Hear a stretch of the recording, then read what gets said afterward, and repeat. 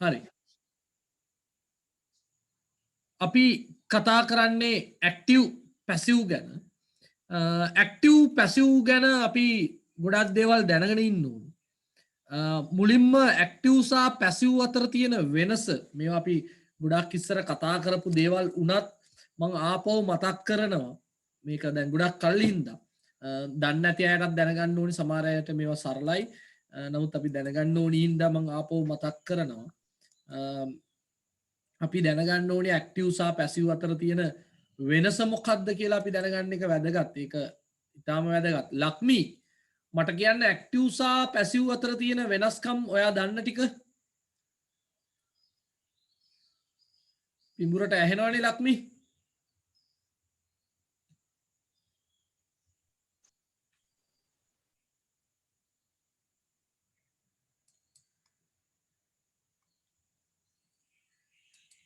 කෝ ලක්මි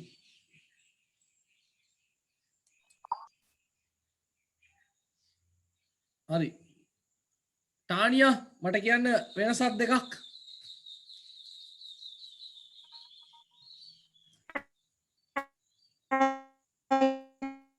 එසේ ටානිය ඉන්න තැන සිගනල් නැද්ද කොයිද බිනර පුතා හරි ටානිය කතෘකාරකයි පැසිව් කර්මකාරකයි අන්න ලියාගන්න අනිත් අය ඇක්ටිව් කියන්නේ කතෘකාරක පැසිව් කියන්නේ කර්මකාරක හොඳයි ටානිය තව එකක් කියන්න පුළුවන් නම්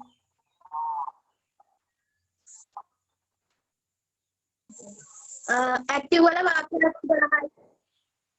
ඔව් ඇක්ටිව් වල වාක්‍ය රටා 12ක් තියෙනවා පැසිව් වල ටානිය ඇක්ටිව් වල වාක්‍ය රටා 12යි. පැසිව් වල වාක්‍ය රටා 8යි. ඇක්ටිව් වල වාක්‍ය රටා 12යි පැසිව් වල 8යි පොතේම පෙළුවේ නෑ නේද ටානිය ඊළඟ කියන්නේ 8යි සර්. ඔව් ඊළඟ වෙන මොනවද දන්නේ ඇක්ටිව් වල කතෘට මුල් තැන දෙනවා. ඔව් පැසිව් වල කර්මයට මුල් තැන දෙනවා. ඇක්ටිව් වල කතෘට මුල් තැන දෙනවා පැසිව් වල කර්මයට තමා අපි මුල් තැන දෙන්නේ ලියාගන්න ඕනේ අනිත් අය දන්නේ නැති අය ඇක්ටිව් වල කතෘට මුල් තැන දෙනවා පැසිව් වල කර්මයට තමා මුල් තැන දෙන්නේ තව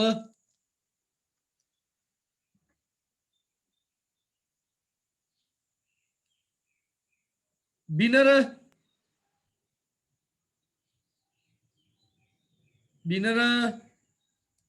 ඔය ඇහෙන්නේ නැහැ බිනරටනේ හරි බිනරගේ නම ලියාගමු අපි මල්කි තව මොනවා හරි දන්නවද මල්කි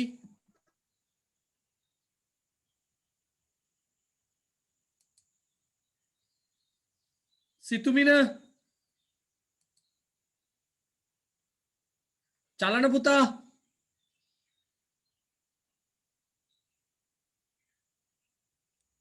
චලන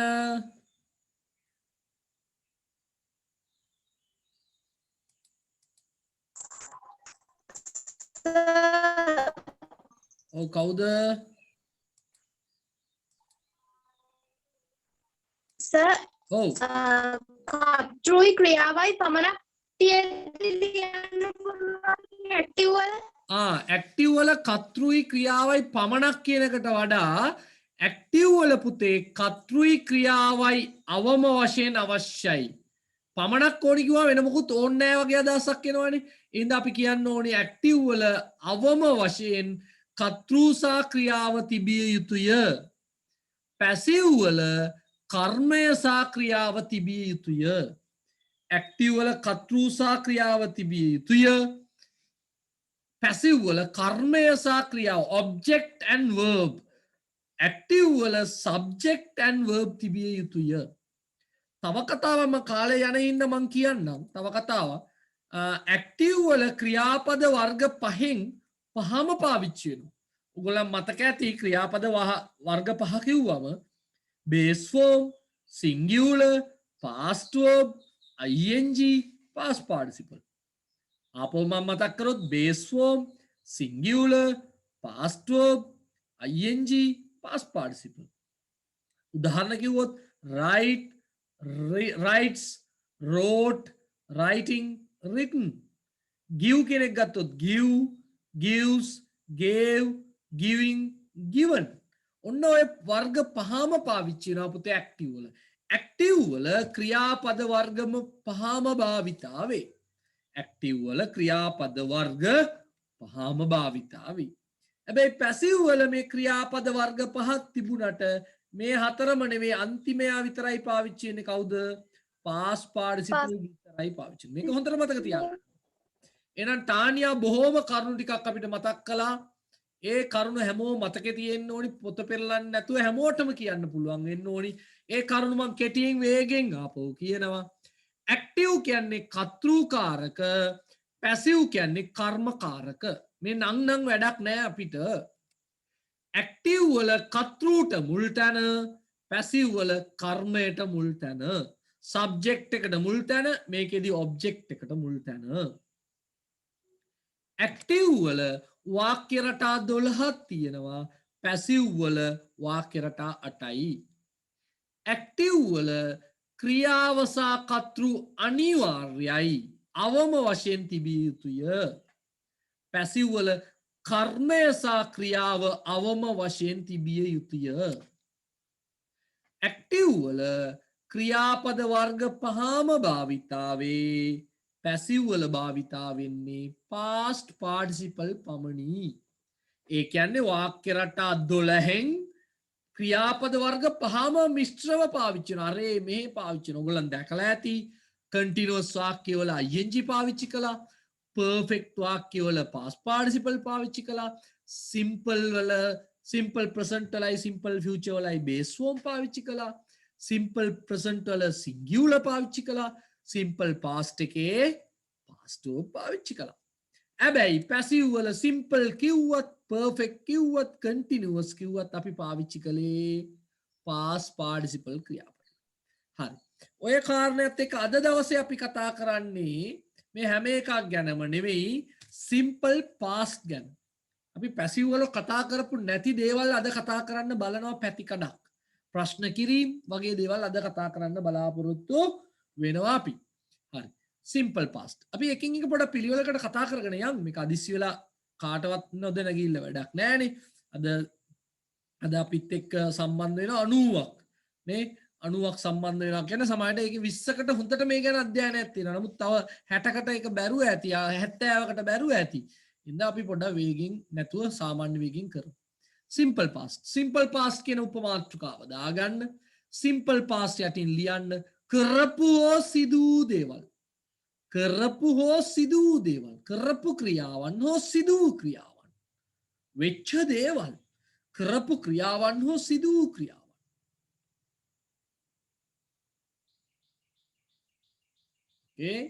තොට සිම්පල් පාස්ට් වල අපිට කතා කරන්න පුළුවන් ඇක්ටිව් ගැනයි පැසිව් ගැනයි දෙකම කතා කරන්න පුළුවන්. ඇක්ටිව් ගත්තොත් පුතේ සිම්පල් පාස්ට් වල තියෙන්න ඕනි සබ්ජෙක්ට්, පාස්ට් verb එක, ඊළඟට ඔබ්ජෙක්ට්.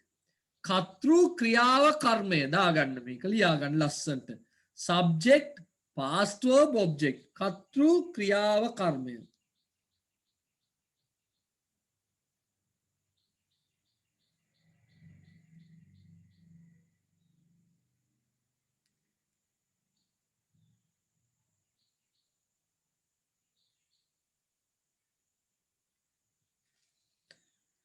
සර් මොකද කිව්වේ? දැන් සිම්පල් පාස්ට් කියලා ලිව්වද පුතේ?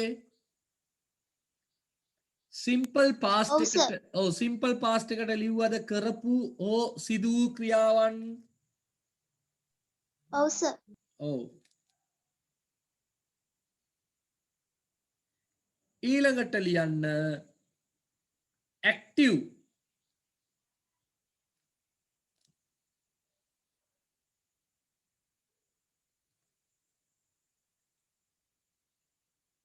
active.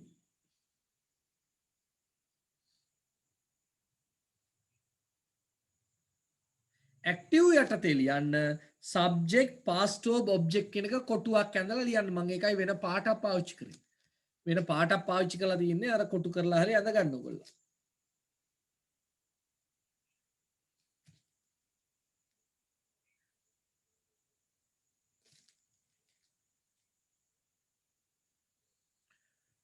subject past verb object subject කියන්නේ කර්තෘ past verb කියන්නේ ක්‍රියාව object කර්මය හැබැයි passive වලට ගියොත් අපි ඒකෙදි පාවිච්චි කරන්නේ object was were past participle object කර්මය was were දන්නවා past participle කියන්නේ ක්‍රියාවේ තුන්වෙනි පදේ sorry අවසාන ක්‍රියාපදේ past participle verb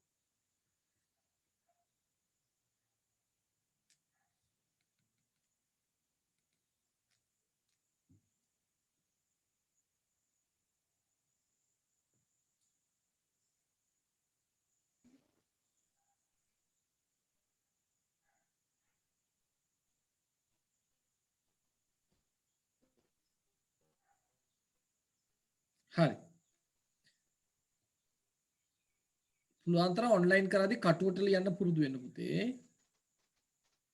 මම වේගෙන් සමහර දේවල් කියාගෙන යනවා හොඳේ right subject past verb object මේකනේ active වල තිබුණේ මේක active දැන් මේක passive කරද්දී අපි මොකද්ද කළේ object එක වාක්‍ය මුලට ගන්නවා මතක තියාගන්න subject past verb object මේ තිබුණේ පුතේ active වරන් තුල ඕනනම් පැත්තකින් දාගන්න ලියාගන්න කොතනට වෙනකන් ලියලා ඊතලයක් දාගන්නකෝ subject past verb object මම මේ ඉන්න 90 ගැනම හිතලා පුතේ බොහොම එමින් කරන්නේ subject කලින් ටික දානකොට ඔන්න ඔය ටිකද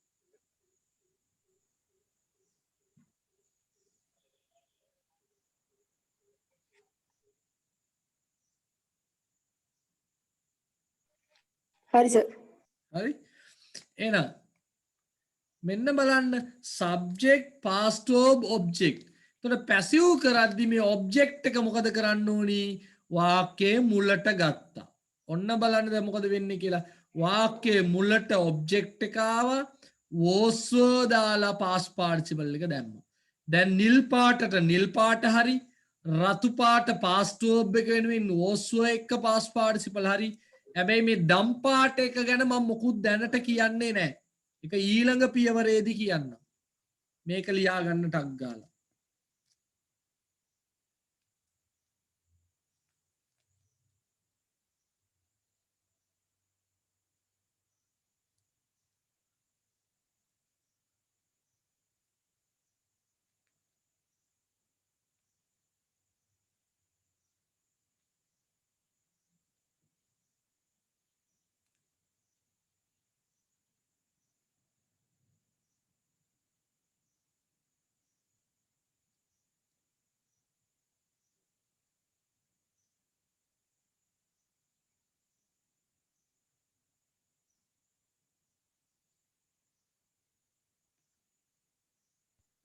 සර් එකක් කොට කරගන්න ඕනේද? ඔව් ඒ වුණොත් හොඳයි නේ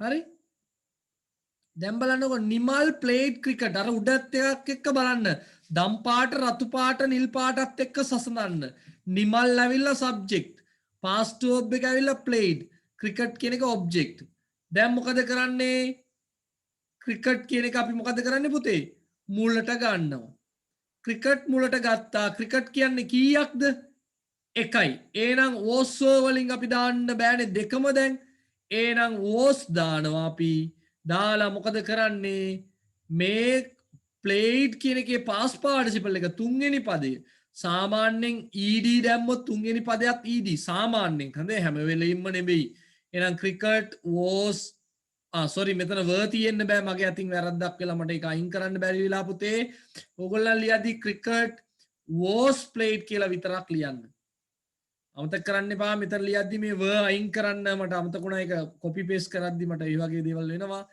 ඔයගොල්ලෝ ලියද්දි cricket was played කියලා විතරක් ලියන්න වර් අයින් කරන්න. වර් දාන්නම එපා. පැහැදිලි නේද? එහෙනම් ඔන්න පැසිව් සර් එතකොට බයිනිමල් කියනක නෑ ඒක තමයි මම ඒ කියන්නේ තාම කිව්වේ නෑ මම මේ පියවරෙන් පියවර යන්නේ තාම කලබල වුන්නේ නෑ මම එතනට මම දම් පාට එක තාම කතා කරේ නෑ කිව්වා මතකයිනේ නිල් පාට එකයි රතු පාට එක ගැන විතරයි මම කිව්වේ මේක සරලයි මේමවත් ලියන්න ඕනේ at least you have to write like this okay ඔයගලන්ට ලකුණු දෙනකොට ලකුණු දෙකක් දෙනවා නම් අඩුම තරමේ මේව ලියුවා නම් ලකුණක්වත් දෙනවා ඉන්න මෙතනටවත් ලියන්න ඕනි කියන එකයි මම මේ මුල් පියවර ගත්තේ ඈ හරි ඔය උදාහරණෙත් ලියා ගන්න පුතේ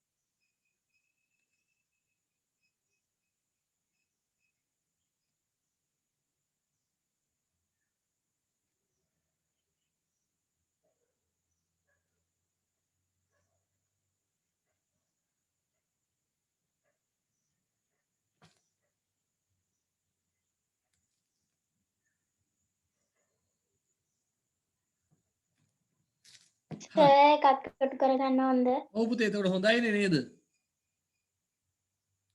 right දැන් අර එකතු කිරීමේ ලකුණු ඒවා සර් අපි නැතුවම ඇක්ටිවිටි 12 කරන්න ඕනිද?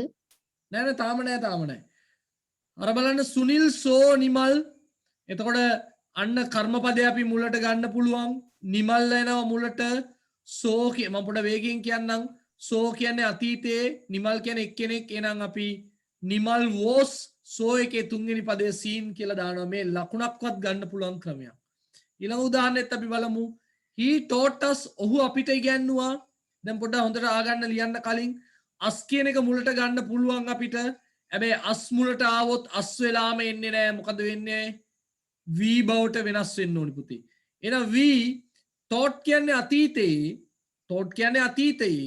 අතීතයේ නම් අපි දාන්න ඕනි was v එක දාන්නේ were taught එකේ තුන්වෙනි පදයත් taughtම තමයි පැහැදිලිනේ මේක දැන් මේකේ තව උදාහරණයක් ලියන්න ඕනේ නැහැ කලින් එක උදාහරණයක් ලිව්වා ඉතින් ආපහු මේ උදාහරණ ලියවීමේ අවශ්‍යතාවයක් නැහැ මේ දැන ගැනීම පිණිස විතරයි නිමල් සුනිල් සෝ නිමල් එහෙනම් නිමල් මුලට ගත්තා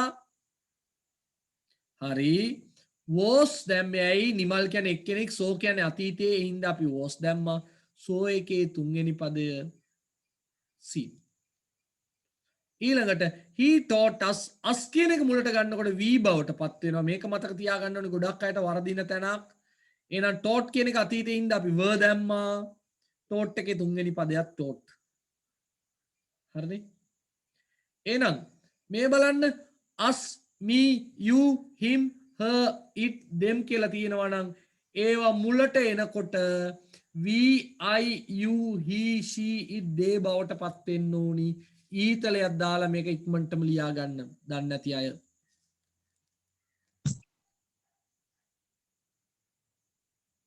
ඉක්මනටම ලියා ගන්න වැඩි වෙලාවක් ගන්න එපා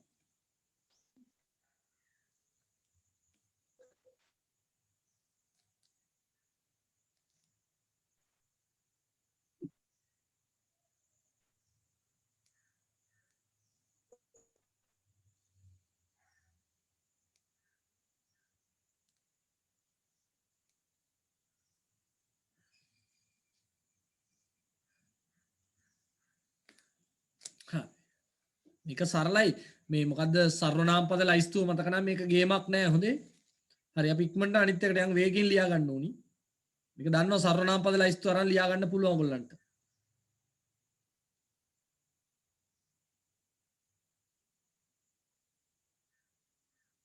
හරි බලන්න අර කතාවට දැන් යන්න හදන්නේ ඊ taught us ඔහු අපිට ඉගැන්වුවා එහෙනම් us කියන එක මුලට ගත්තා he කියන එක අගට යන්න ඕනි. සිත්තූමී හරි කවුරු හරි මගෙන් ඇහුවා මට මතකයි. එහෙනම් as කියන එක මුලට එනකොට පුතේ he කියන එක අගට යන්න ඕනි. එක මතක තියාගන්න. එහෙනම් as මුලට එනකොට මොකද්ද වෙන්නේ? as මුලට එනකොට v බවට පත් වෙනවා. අතීතේ v එක්ක බහුවචනයක්. එහෙනම් අතීතේ ඉඳ were taught එකේ තුන්වෙනි පදයක් taught. එහෙනම් we were taught. හැබැයි by කියන වචනේ දාලා මේ මුල ඉන්න එක්කෙනා අගට දාන්න ඕනි him වෙනවා. අර දැන් මන් දුන්නු මේ ලයිස්තුවයි මේ ලයිස්තුව මෙතන අපිට සම්බන්ධ වෙනවා. මේක දෙපැත්තටම හිතන්න පුළුවන්. මෙහෙම තිබුණොත් මෙහෙම වෙනවා මෙහෙම තිබුණොත් මෙහෙම වෙනවා කියලා ඊතලයක් දෙපැත්තටම දාගන්න. එතකොට ලේසි. මෙන්න මේක මේ විදියට ලියා ගන්න. එතකොට පැහැදිලි. අර පාට මම වෙනස් කරපු එකත් වඩා වටිනවා ඔයගොල්ලන්ට.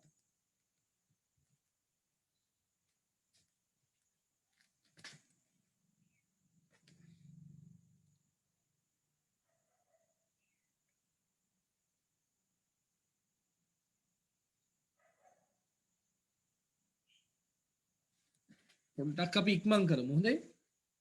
ඊළඟ සෙෂන් එකේ වැඩි වෙලාවක් අපිට ගන්න බැරි වෙයි. අපිට 10ට තව පන්තියක් තියෙනවා. ඔයගොල්ලන්ටත් ගැටලු තිය ඇති.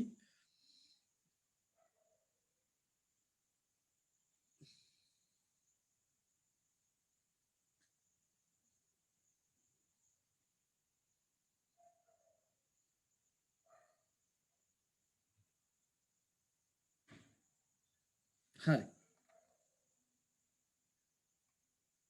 එතකොට බලන්න අර මුල එන්නේ එක අගට ගියාම මේ විදියට වෙනවා. ඔයගොල්ලෝ ආපහු ලියන්න ඕනේ නැහැ. අර කලින් ලියපු එකේ ඊතලේ යටින් අනිත් පැත්ත ගහගත්තම හරි. ඊතලය අනිත් පැත්ත ගහගන්න යටින්. සබ්ජෙක්ට් එක අගට ගියාම මෙන්න මේ කාරණේට ඒක ඕනිනේ. ඒ ඉඳ අනිත් පැත්ත ගහගන්න ඇති ආපහු ලියන්න ඕනේ. රයිට්. මතක තියාගන්න මෙන්න මේ වගේ දේවල් තිබුණොත් අපි ඒවා මුලට ගන්නෙ නැහැ. පැහැදිලිද? adverbs ක්‍රියා විශේෂණ තිබුණොත් ඒවා මුලට ගන්න හොඳ නෑ පැසිව් කරද්දී. quickly soon well there here now වගේ දේවල් තිබුණොත් ඒවා මුලට ගන්නේ නැහැ. ඊළඟට prepositional phrases නිපාත පදයක් එක්ක එන දේවල් අර තියෙන at home in the room වගේ දේවල් තිබුණා නම් ඒවා මුලට ගන්නේ නැහැ. එහෙනම් ලියා ගන්න පැසිව් කරන විට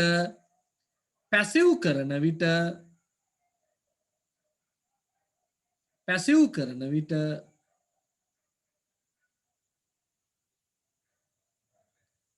මුලට නොගන්නා දේවල්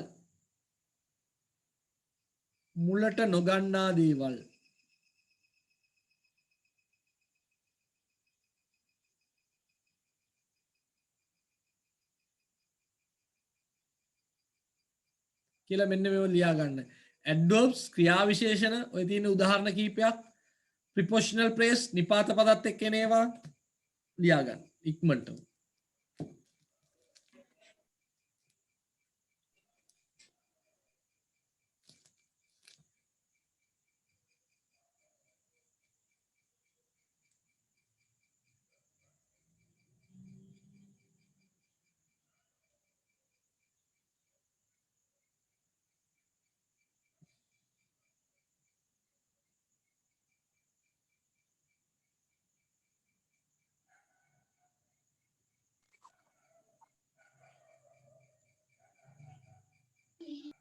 සර් කියපු වාක්‍යය කියන්නකෝ.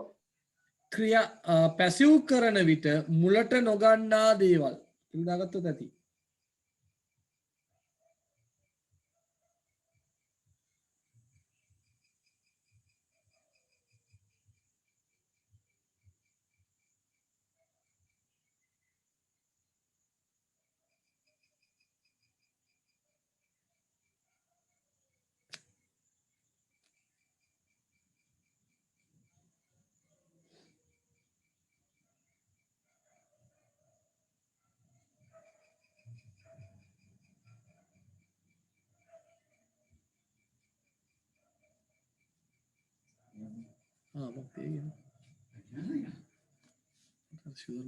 Thank you.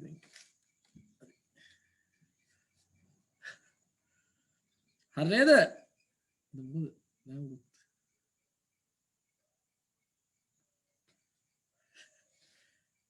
ලියාගත්තා නේ පුතේ? අපිට වෙලාව මදි වෙයි. ඔව් සර්. හරි. yes sir. ඔව් පුතේ. අහන්න. ලියාගත්තේ නැද්ද? ඉක්මන් කරන්න.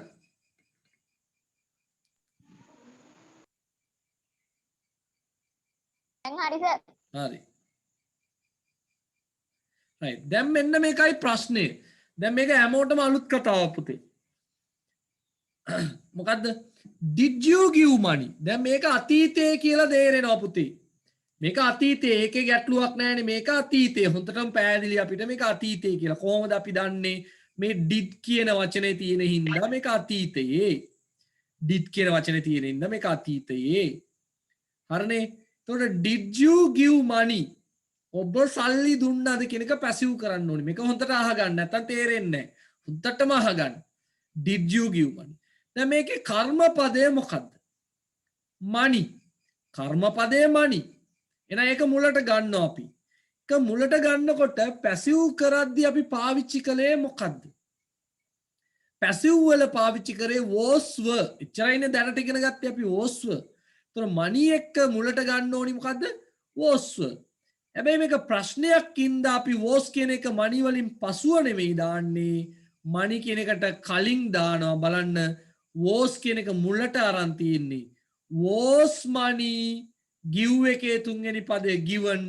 මෙන්න මෙතන ඉන්න you අගටම දැම්මා by you. ඇයි you අගට ගියත් youම තමයි. ඒක පැහැදිලි නේද? by you. මේ by you අමතක කරන්නකෝ. money කියන එක මුලට ගන්නවා හොඳයි. හැබැයි මේක ප්‍රශ්නයක්. ඒ හින්දා මොකද කරන්න ඕනි? did කියන්නේ අතීතයේ අපි පාවිච්චි කරන්නේ was were. එන එකයි හින්දා අපි ගන්නවා was. money මුලට ගත්තා was money given by you. දියා ගන්න බලන්න මේ උදාහරණේ පැහැදිලිවම.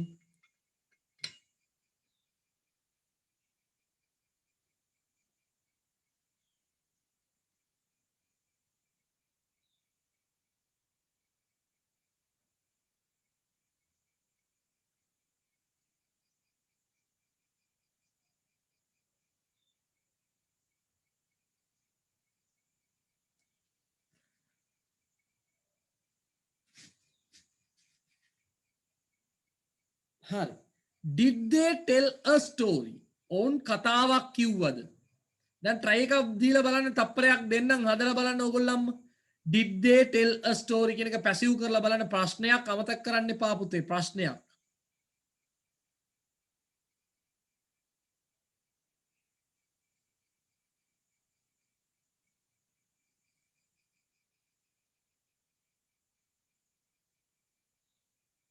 හරි. මොකද්ද මුලට ගන්න ඕනි? a story මුලට ගන්නවා. a story කියන්නේ එකක් ඉඳලා was තමයි ගන්න වෙන්නේ. was a story.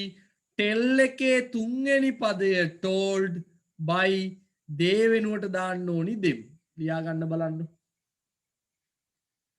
was a story told by them.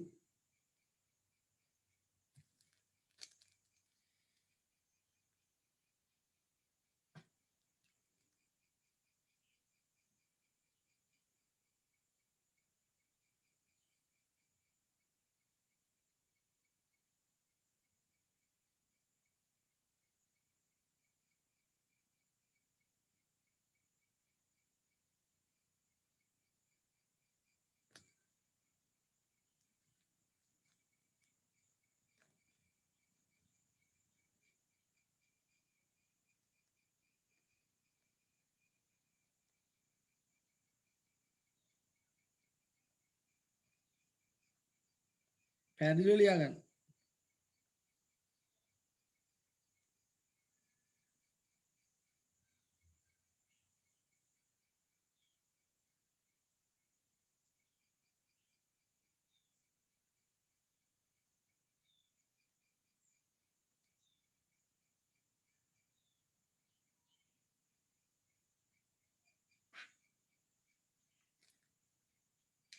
right.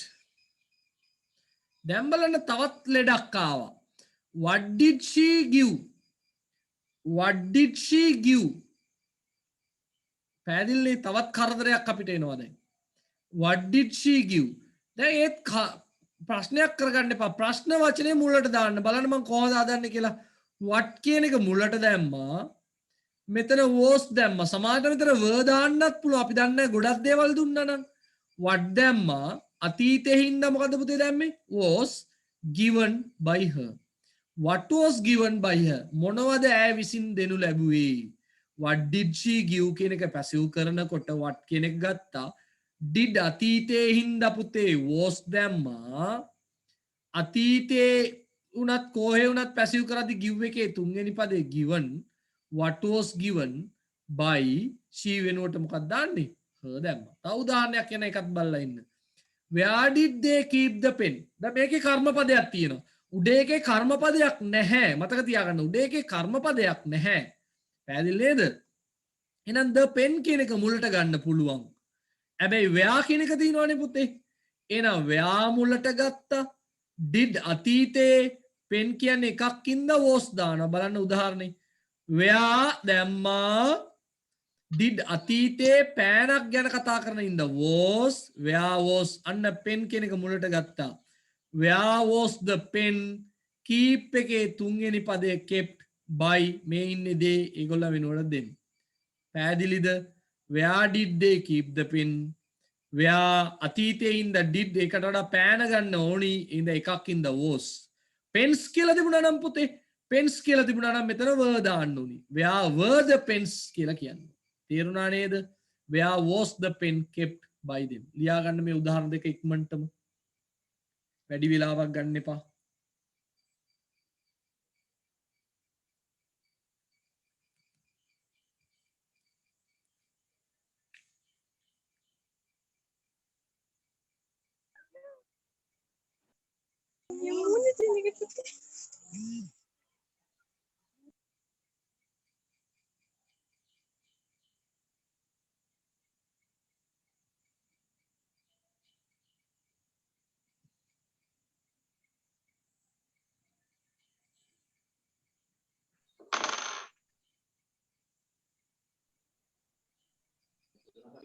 කරන්න පුළුවන් නෑ කොරෝනානේ.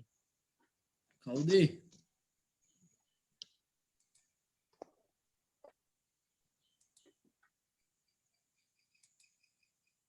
හරි හරි නේද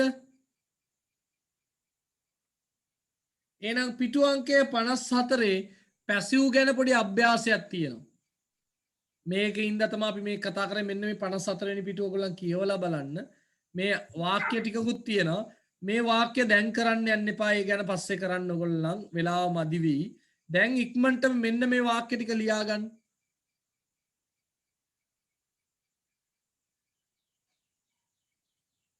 සර් ක්‍රමයි පොතේ ඇක්ටිවිටි පොතේ පුතේ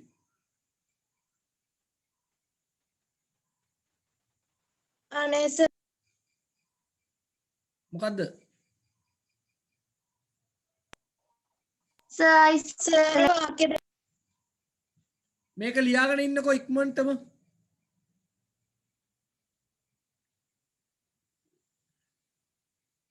සර් එකක් ලියන්න රූල් 100ක් විතර රූල් දෙකක් ඇති රූල් දෙකක් ඇති